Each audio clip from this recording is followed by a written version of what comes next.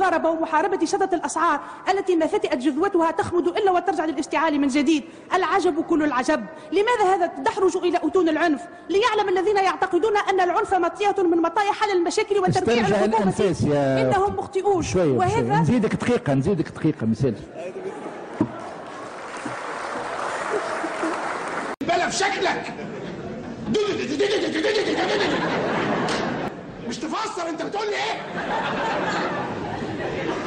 الاجتماعية، لذا أدعو أن تحسب لها الحكومة ألف حساب كي لا نكون في سوق عقاب أو يكون حوارنا حوار الترشان والكل يعتقد أنه صاحب الرأي الأفضل فيكون فشل الحوار قبل انطلاقه.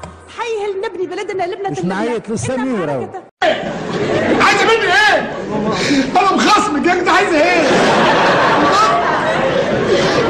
أبسط شيء للحكومة التونسية إذا تكرم شهدائها وتعمل لهم دار للشهيد هي أمور رمزية في كل ولاية يلتقي فيها الشهداء في كل مناسبة على الأقل. يا عم يا أختي. Et l'intelligence de vous excuser.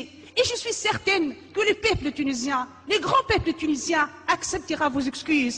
Il est temps pour croire que la situation est finie, est changée, que Ben Ali n'est plus là, que le monde bouge et que la colonisation est finie, réellement finie. On doit instaurer de nouvelles relations basées sur le respect réciproque et mutuel. طب حد فيكم كلمها بقى، بلاش انا اكلمها. المدارس باظت يا جدعان. منوئين ولأعداء الفكر والكلمة أنني سأقاضي الفيسبوكيين المأجورين الذين احترفوا تشويهي بمقابل مادي حقير.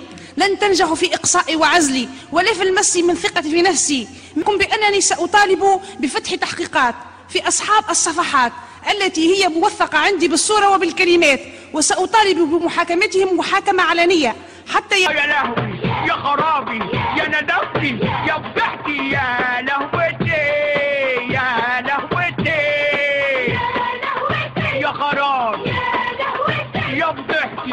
طالب وزير تكنولوجيات الاتصال بإصدار أمر أو قرار يجعل الإبحار في فتح الحسابات في الفيسبوك بمقابل مادي. والسلام عليكم ورحمة الله وبركاته.